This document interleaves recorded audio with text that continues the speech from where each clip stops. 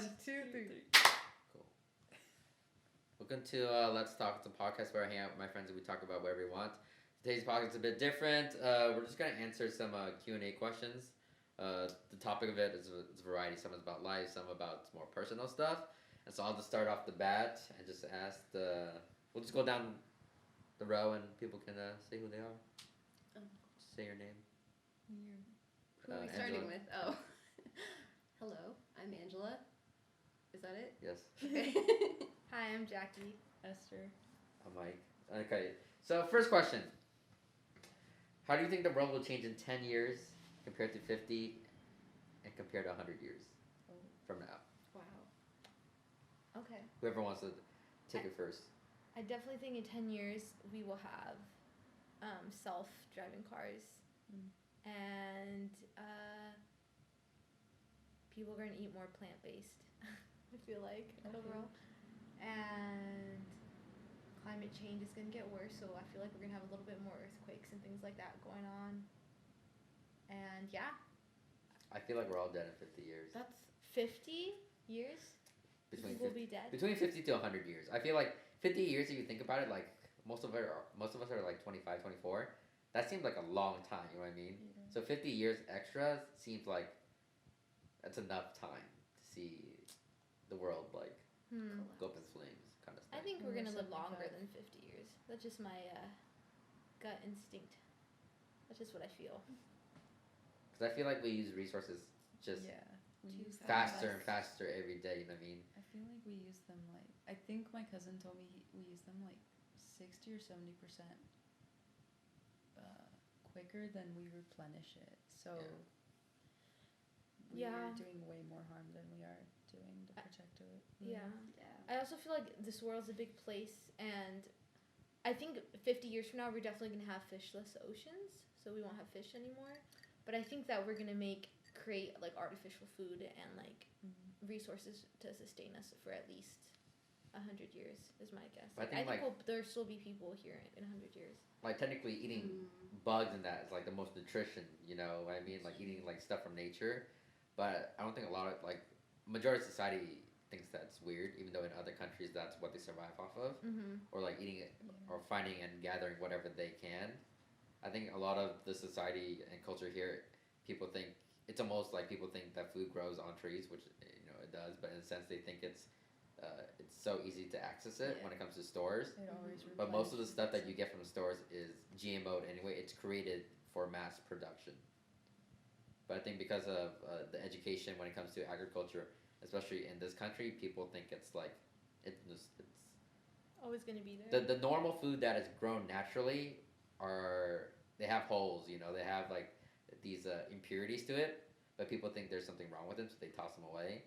But that's food at its most purest form, not the ones that you see at the grocery store. So I think informing people in the next 50 years that, you know, all these new nutrition, you know, whatever plant-based, like grown lab kind of stuff for like efficiency, not efficiency, but like finding, you know, resources to eat in the world. As things disappear, people aren't attracted to those kind of things because they think it's fake. But even though we live in a world where people are still eating fake things, regardless at this point. Interesting. Yeah. Also, another thing in 50 years or even 10 years, having robots live amongst us, like kind of like the movie I, Robot, where you have your robot in your house to like help you clean and like, you know, your little assistant. Or a lot of jobs will probably be out or will be taken over for robots to do. Yeah, that's what I feel like too. God, I hope not. I feel like I was gonna say the same thing right before you, like AI and stuff. Cause we have like Alexa and like all that stuff. But that's so scary. Well, I think it's like part of it, like you can't fear technology because technology is gonna happen regardless. Like it's not gonna stop. I think you have to think AI is more as an augmentation of it to help your life rather than it take away things. True, and it can, but then you see things like Westworld where they just turn take against over. you and like gain awareness and are like, I have feelings and emotions. I don't know, AI freaks me out. I think that'd be cool. At what point in your life were you most happy? I think I'm at a peak of happiness right now. I think Aw, that makes me happy. whatever. I think it's finding people that make you happy, but seeing that it's not. It's a variety of people. It's like a very diverse amount of people. I think when you find happiness in like a certain group that's like constant over and over, it's good. It's not a bad thing. But when you can experience the diversity of happiness through different cultures' perspective in that, I think that's like the peak of happiness is like when you can be happy within yourself, but also be happy with the knowledge you gain from others. Mhm. Killed it. That's deep, Mike. Yeah, beautiful. I forgot the question. When were you the most? At happy? what point in your life were you the most happy? I feel like moving out has helped my mental health a lot in terms of accepting myself. But it did take a lot of healing and like self-reflection. But I would say I'm definitely I feel like I've hit a peak, especially like this weekend in particular. But I've hit like a peak in my life where I feel like appreciated and loved by the people around me. And I don't know, I feel like once you get to that point in your life where you're like, dang, like you kind of like really realize like what life's about, and that we're all like going through this thing, like where we're all struggling and we're all here to support each other. That's like a profound moment in your life where like we can do this, like you got this. Yeah, that's awesome. I feel like for me, I would say I have two happiest points. Probably for sure this summer, like hanging out with you guys all the time and like making new friends and going on adventures, definitely. And also, I was doing that, Angela, but okay, you do. Awkward. And yeah, when I was traveling in Spain and Italy, I was very, very happy during that time too. I think happiest, I'm gonna say 2 points, like early childhood, and then like now, because I think in the middle, a lot of people, when you're a kid, you're so carefree and you're like, so just like do whatever you want. And I was very lucky to have a very like great childhood, and then when you start getting into school and like you start caring about what people think of you and like how you're portraying yourself and like where your place is and stuff, it starts getting hard because you start criticizing yourself and other people and get anxious and depressed and like all that stuff. But I feel like now, coming into adulthood, I'm like coming out of that and I just like am starting not to care anymore again, and I'm like, this is a very happy point in my life too. So that's a good point. I think I was definitely really happy when I was a kid. Definitely, like there's just so much more pressure on you as you grow up. You know, like what do you want to study in college, or like am I gonna even go to college, or what will people think of me? Like there's just so much external pressure that gets put on you, and it's like a lot to handle. So, and you don't feel that way when you're a kid. You know, like your parents are there supporting you, and you just can play and have fun, and don't have to think about responsibilities. I miss that. Yeah, good old But days. also when you're a kid, you're like, I wish I was an adult. You know? Right? Yeah, and then it goes backwards. Well, going off that question, what's the one thing that should be taught in school that isn't? Ooh, a lot of things. Actual history. So much. Yeah, accurate Actual history. Yeah. I feel like so I took a class in like how the education system is here compared to other countries, and like one of the biggest takeaways was the way that they teach is so different. Like they encourage creativity and they want the kids to find different ways to solve the same issue, versus here it's like there's a clear cut like a cookie cutter answer for everything. But I think that our education system should be set up where it's encouraging creativity and like letting kids express Your uniqueness. yeah, like the way that they learn should be their own way. They should figure that out themselves versus teachers just like doing it and it's not teachers, but like the way the whole system is set up is. Mm-hmm. Yeah. I think it's framed from high school that a lot of people think from exactly when you're 18 you should go to college. You know, like it's for me it was like I'm already filling out applications, not and I'm still in my senior year in high school for like the reasons like, oh, now it's time for you to, you know, get educated so you can become a working individual for our society, that kind of thing. And when you get into this, when you get into college, all of it is based off like A and B, right? Something is right, something is wrong. There's no middle ground of it. You know what I mean? Yeah. Unless you're in like a different like, I guess, topic. But most of us go through the, you know, history, English, you know, writing and all that. And there's always seems to be a very defined answer that is correlated to a percentage when it comes to a grade. And then we're defined for that. And we spend so much money, and the next generation will spend so much money to come out to get a piece of paper that in the end doesn't mean anything, because it's more important of what we do with our lives than it is what a piece of paper says. Yeah. But exactly. so much of our life is defined on a piece of paper that I never picked up. Like I still have 2 of my degrees that I never picked up at OSU. But the fact of it that you can go through college and you can fake a majority of, you know, what you're learning. It's just regurgitation of information. Yeah. And when you're outside, you know, the value of who you are shouldn't be based on your education, especially when it comes to, you know, the Ivy League schools like Yale and Harvard. When you tell someone that, you know, you went to Yale, people are like, oh, this person must be really smart. You know, they're respected in a way, right?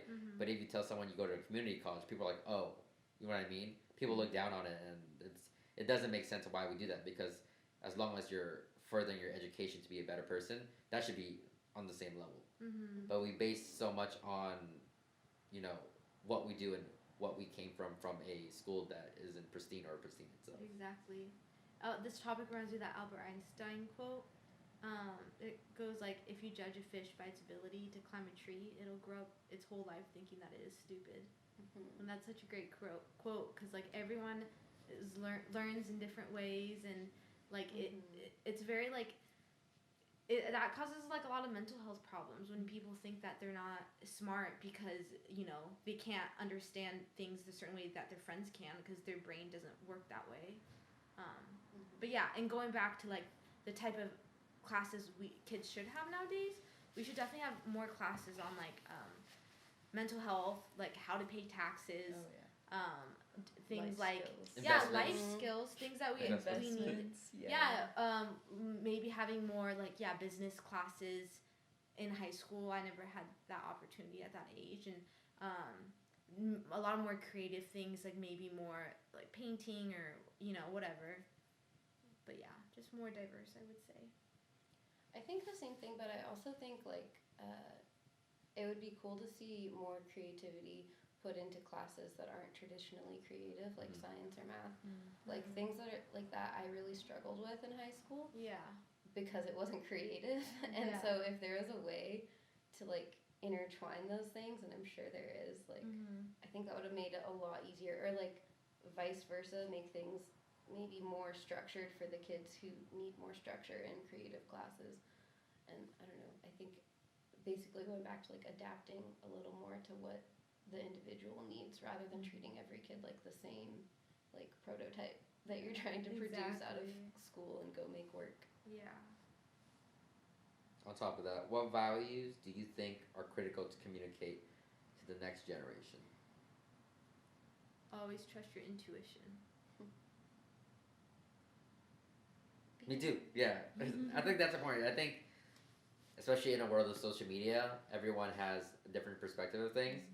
You know, especially when you're on your phone all the time, you look at your life and you compare it to others, which isn't healthy. And with the younger generation coming up with, it's almost the sense of, you are important if you have X, Y, and Z. And those X, Y, and Z are usually things that are very materialistic. It's not like, you know, in our parents' generation, it's like, especially if you come from parents of immigrants, they always talk about how they carried one bag with them, you know, on their back, with one shirt and, you know, with no shoes across here in America to give you, you know, your chance of freedom and opportunity. And the younger generation seems like it's more important to have the greatest shoes in the world because that's gonna put you in a good spot in 20 years. You know what I mean? And that's like that would be my value in the sense that you should value the things that aren't tangible in life because all that does go away because when you die no one's going to care about what kind of shoe you have or what kind of car you drive, and if they do then I don't think they should be in your life in a sense. I think you want people to think about if you were a good person if you die, and for you to chase that goal of being a good person that's really infinite, that you should do X, Y, and Z to put yourself in that place. Like for me, I care more about what people will think about me when I die than I do when I'm alive, which is really weird to think about. And in a sense, that's a positive and negative thing too to talk about.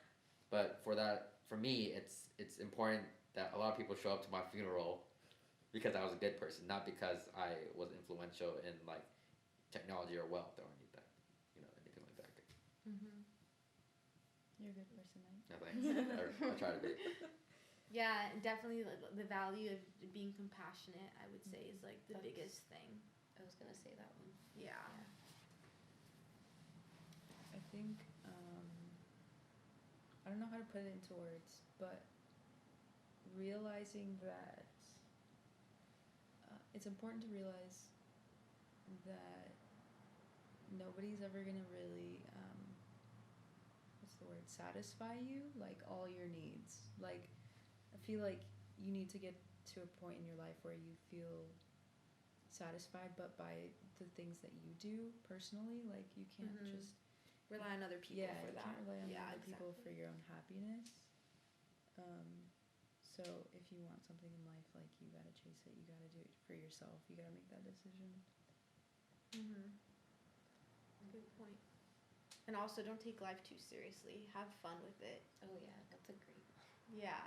I think we get wrapped up in trying to become something and like do all these things, but we're here for a small time of infinity, and we should just have fun with our time here on Earth. So this one's a more personal question. We all have like goals and aspirations in life, right?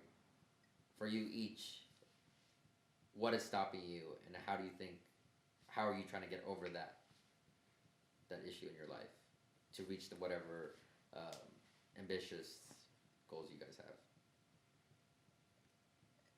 Well, I feel like right now in my life, nothing is stopping me because I'm going towards it. But I definitely have like thoughts, I guess like doubts that pass my mind. Like, will I be able to like financially afford this lifestyle? Things like that. But I would say I'm definitely like taking action and getting there. What about you guys? One of my like a long-term goal probably, or like an overarching goal of mine is to like be more loving. And I think that my mental health affects that a lot, because if I'm feeling depressed, it's like really hard to like change my mind and feel like I can love on people, but I'm also working on that. Okay, so at first I was gonna say indecision, because I don't really have. My biggest thing is picking a goal and like focusing on it, because I have a lot of things I really want to do, but also in the sense of like personal goals, like when you started talking, Esther, I was like, oh wait, I do have one, but just like connecting more with people and trying to do that easier. And I think the thing that stops me a lot is just like anxiety and like just like fear of like what people will think, which working on it.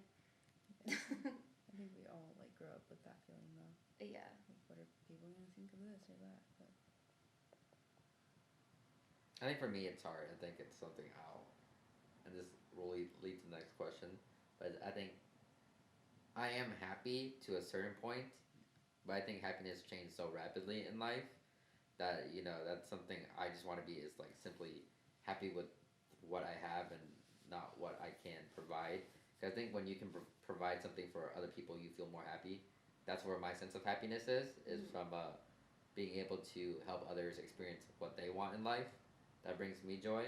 But I think it's like the goal to help everyone in life is such a goal that it's hard to really reach, because in that sense, in the current economy we have now, to do good, you have to have money in a sense.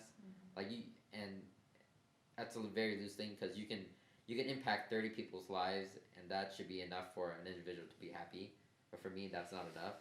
I think and this is where it bothers me as like an entrepreneur and like as who I am. There's so many people hurt in the world and that they need help, but the more you help those people, the more you realize there's more pain in the world. And you know, money can't solve a lot of things. It can't bring happiness, but it can impact people hugely, especially people that don't have like the most basic necessities in the world. But chasing that over and over again, like I said, it becomes very destructive, because in a sense there's so much brokenness in the world. yeah, there's most brokenness in the world, but fix it all. someone told me that, like, they told me that I can't fix everything, but the minute I stop trying, that means I already failed, because if we all did our part and we think it's you weren't able to help these other individuals because there's like hey, like we all used to, like, some of us, you know, still work in the autism, but it's like in that sense it's the children we work with, they're not like, they don't have a disease, there's nothing wrong with them, they all learn differently. But because of certain degrees of like level of autism, some people feel like, oh, they can't be helped. You know, these kids can't be helped. But the fact of it that if you think that you shouldn't work there, or you shouldn't, like, there's no point of you even trying because of that negative energy you bring into that that perspective of it. And I think that's just how you apply it to the world. Because if you think the world is gonna die and fail and that anyways, then you're doing no good to this universe in that sense. Yeah, like you're not helping it get any better. You're just gonna think that, oh, we're all gonna die eventually. Like, who cares?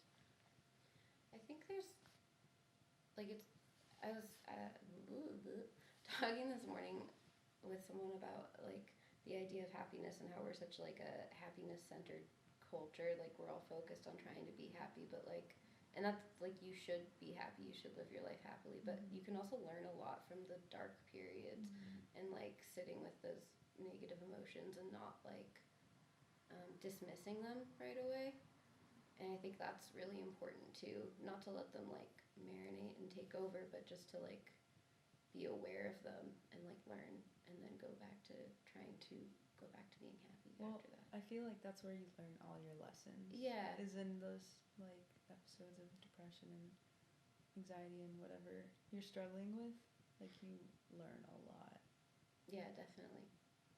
Yeah, I think it's good to acknowledge that part of it. It's always good to acknowledge that there's some kind of darkness in the world, but then know that you have a choice.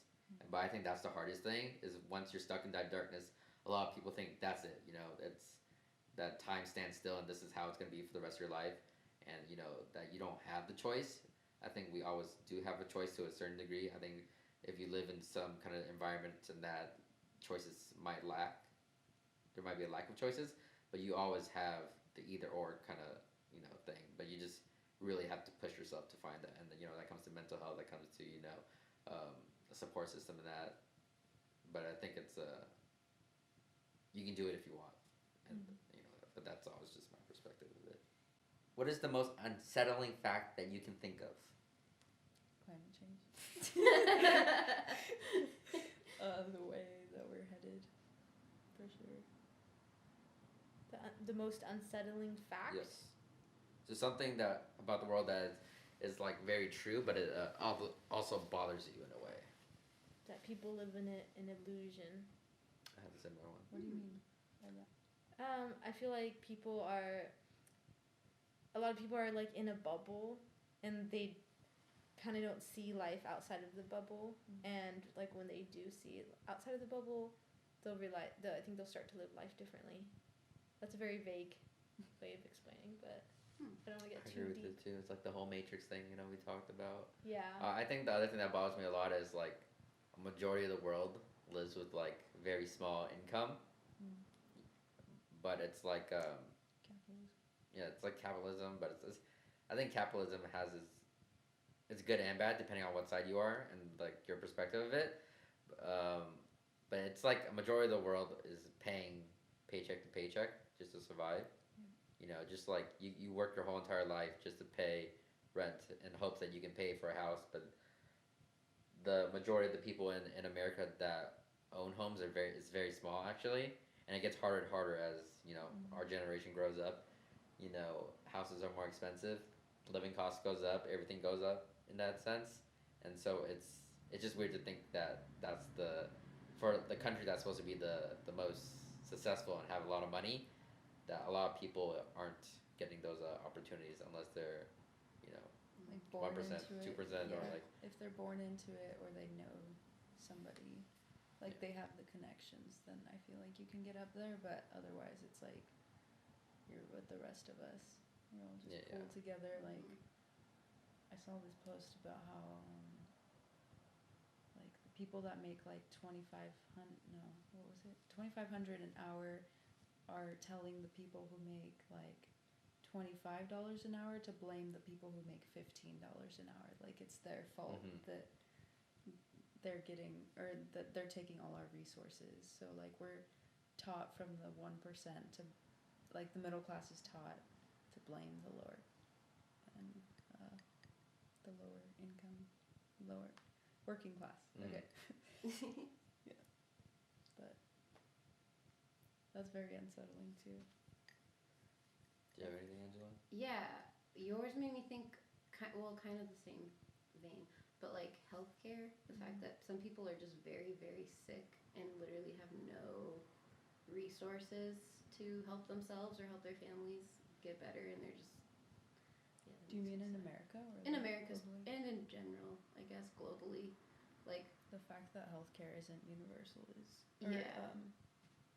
like in America that it's not free is pretty mind-boggling. And also, another fact I feel like that's unsettling is knowing that, like, I feel like there is a cure for a lot of diseases that are out there, but they haven't been, what's it called? Like, they haven't been exposed to people because the industry makes a lot of money also. Yeah. That's a very unsettling true. fact, like, that we live in that kind of world, or, country that cares more about Money. Health. Yeah. Next one. Do you think we live in a parallel universe? Yes, I for have no sure. idea. 100%. But why? Why? Why do you think that? Yeah. Because the fact that I think we live in like a multi-dimensional universe. So we have a bunch of universes and things like, if you had like a piece of paper, and you fold it in half, like something like a black hole could leave one universe to another, which would be the parallel universe. And I don't know, I am very into astronomy and metaphysics, so I feel like I research this stuff a lot, and there's a lot of details, but it's just a lot of stuff. But basic answer is yes. Me too. I'm pretty sure there is. I don't think it may or may not look like this, but I think there is a universe that does exist. Yeah. Just because the world it's just too big, for us to be the only. Like I said, I don't think it's like, it might not be humans. It'd probably be like whatever definition of alien is, or like outside force, but I think it's there for sure. Yeah, I feel like there's a different version of Mike and Esther and me and Angela in a parallel universe where we're doing something, but it's a little different, maybe. Do you think we're friends? We could be. Or we might be enemies. Yeah, or we could be enemies. Or I might be your pet. I might be your I might be Angela's dog or cat. I have a dog in that universe. Or a cat, a dog or cat. You can have whatever you want. Maybe they're not like cats or dogs, and they're like. Maybe I'm Angela's left eyeball. Some weird. Wow. Okay. Whatever. What if you're my left eyeball, but I'm Esther's right foot? Then what does that mean? That's like it's a parallax of universe. It's like it's crazy. Anyways, this question is more difficult. Does jealousy have value in driving humans to improve themselves, or is it a purely negative emotion? I think it has value. I think every emotion can teach you something, like good or bad. Like if you're feeling jealous of something or someone, like you could figure out why, and like maybe that's something you need to work on. Yeah. Um, I would agree, and it's you. I feel like you have to get to that point of like understanding why you feel jealous to get over it. mhm. But some people just, I don't know if It's hard to take that step. yeah, Yeah, to accept it. definitely. There's a difference between like acknowledging that you're feeling that way and like understanding why and trying to fix it, than feeling that way and then acting out on it. That's like two different things.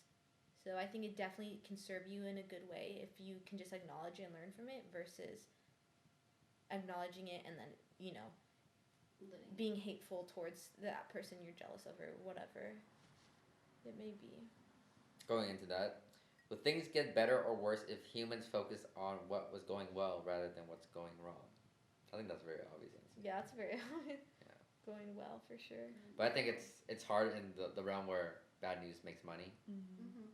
Well, also like your brain evolution is we are stayed alive from fear, so your brain's naturally going to cling to more negative things because it's a survival instinct. So for every, I was talking to my roommate about this today, like for every negative thing you hear, for example, if someone says something negative about you or you say something negative about yourself, you need like 4 to 5 positive things to counteract that message in your brain. It's like what we do at work. Yeah, and it's all about like perception, and language has so much to do with like how we perceive things. And if you keep mentioning all the bad things that are happening, that's all you're gonna see. So when it comes to fear, like how do you guys get over fear, or the idea of fear? Yeah. Well, I mean, realizing that fear is just, it's just this little thing that comes through your mind and it can go right out. Like it's not like someone's gonna come out and it's not like anything physical that can attack you. It's literally yourself. So when you realize like, I see. oh, I acknowledge this, I'm gonna let it pass. Like, you know, it's not a part of you. It's just your way your body's trying to communicate to you, I guess. But yeah. I'm thinking the way you're phrasing it seems more like anxiety. So when I feel anxious, it's like accepting that that's a very real emotion and feeling in that moment, but also letting it go is really important. Otherwise, it affects your mental health and your Yeah. And just realizing like, okay, why am I afraid? Like, am I afraid because maybe like I'm not gonna be successful, or like maybe like I'm about to go bungee jumping and like the thought of jumping off is scary. Like all those things are like future based thoughts. Like it's not happening right now in the present. So there's nothing to be afraid of, I feel like. Is it possible to be too creative to the point of insanity? Is there, wait, say that again? Is it possible to be too creative to the point of insanity? I don't think so. I don't think. I think there is. Is it possible to be too creative to the point of insanity? Yeah, Yeah, I think so. I think so.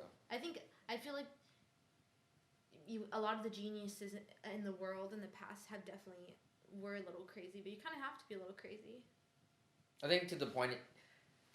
I think insanity is crazy in a sense, but there's a point where it becomes destructive to yourself, where you're chasing something that there's no real answer to it, but you continue to chase it and you put your health in a bad condition, and then that's when it becomes like destructive to you.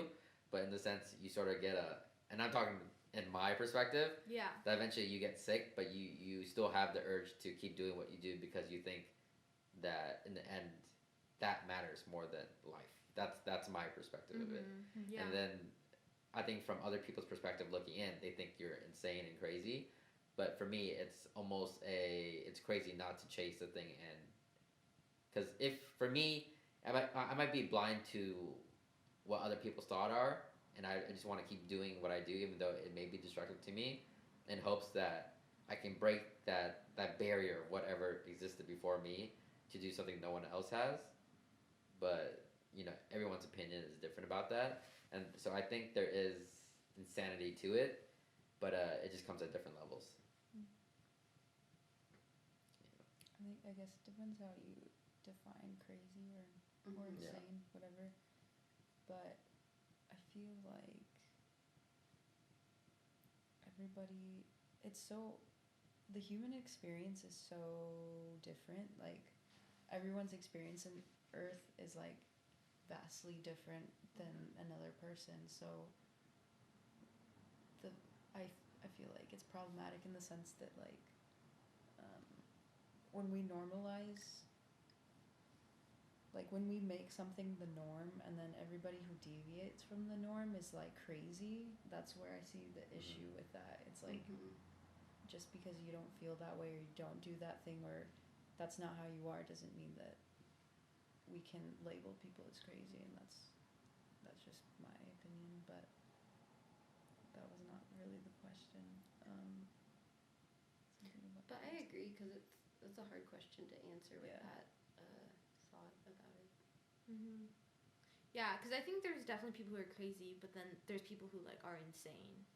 I'm guess like crazy is like, I would say a bit lower than insane, right? But like Esther like said, it's how we define what's crazy in the world. Like, why do we define those people as, you know, and this is not like psychopaths is different because that's like psychological in the brain, but how we label people as crazy, like someone that can be not dressed as well as we are, maybe because they don't have money or something, and how they walk in the streets, and we label them as homeless, but then we somehow go from homeless to calling them crazy to drug addicts. You know what I mean? It's putting that title on an individual that, you know, it just doesn't. It's not right. Yeah. What is your greatest accomplishment so far?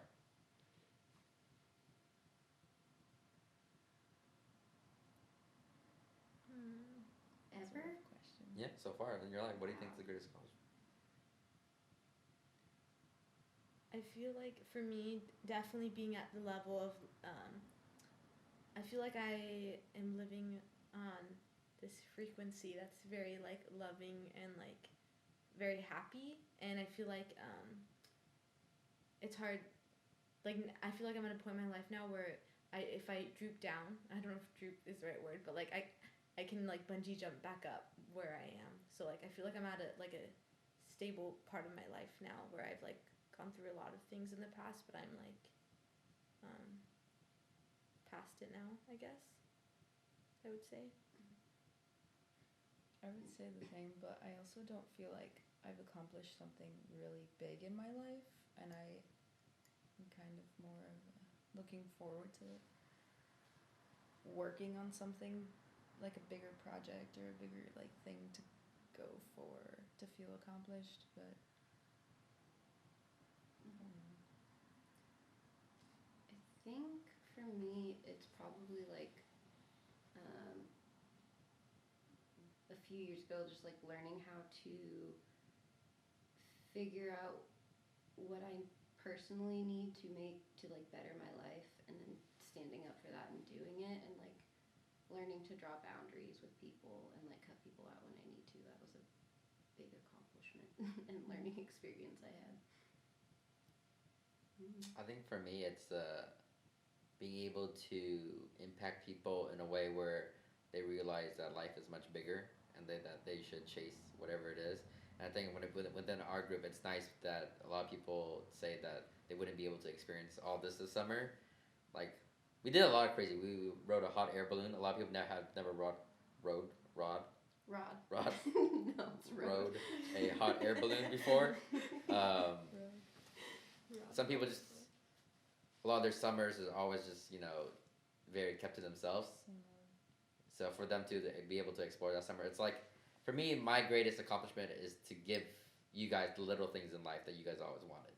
You know, the small adventures of that kind of small. Because I think doing something impactful for someone, like getting them a job or something, that's a big thing, right? But it's not something that's like memorable. I think it's the small things in between the big memorable things that you guys will always do for yourself. Because I think everyone's on their own path, and these big strides we work on are for ourselves, not for anyone else. But I think the little things we can fill in those gaps are the most important. And I think I've been able to do that for not just you guys, but my other close friends, my family, and the people that work for me, is just doing those little things to guide them in life, but being able to provide just enough for them where they can make that decision for themselves. Because I don't like telling people that what they're doing is wrong and right. And I think that's a huge thing when people try to comfort someone, is telling them this is wrong, this is right. I think it's better that you ask them the right question and know that they have the best judgment to do it because it's their life. So it's just like a small push, but it's never like a full on shove. And that's what Natalie has taught me in life, that you can't stress about, you know, the big things in life, because in the end no one really cares, you know. That you should be the only one that cares, and that you just need someone to like maybe give you like a soft hug, not a full on squeeze kind of thing. You know what I mean? In that sense, but yeah, I think that's what my greatest achievement yet so far is to give. And since we have like maybe 5 more minutes left on the time, what is your favorite? And summer is coming to end in about like a week and a half, week. What is the favorite? What's your most memorable summer moment with all of us? This last camping trip that we went on. Mine too. Yeah. Really? Yeah. I feel like it brought us our relationship to a whole other level that we would have never experienced. I think so too. Yeah, like the level of like comfort I feel with you guys, and just like we can just chill out in the rain and have such a good time, and like we don't even have to be doing that much, Yeah. you know, like just each other's presence is like just nice. An outro. It's the first time I ever dropped my phone in front of Jackie. This doesn't happen. But I always drop my phone in front of him. well, thanks for watching. This is probably Jackie's last podcast she's in. Just, you know, she's going to travel soon, but we'll continue the podcast without Jackie, with new other people maybe. But I don't know. We'll do other podcasts anytime soon. I know, like we did these ones like back to back, but I think it's just I think it's, as we head into fall now, there's more time to actually do podcasts because we're not doing summer things. So maybe it'll be a more consistent kind of thing, and we'll try to find different topics that are more interesting to talk about. Thanks for watching. See you guys later.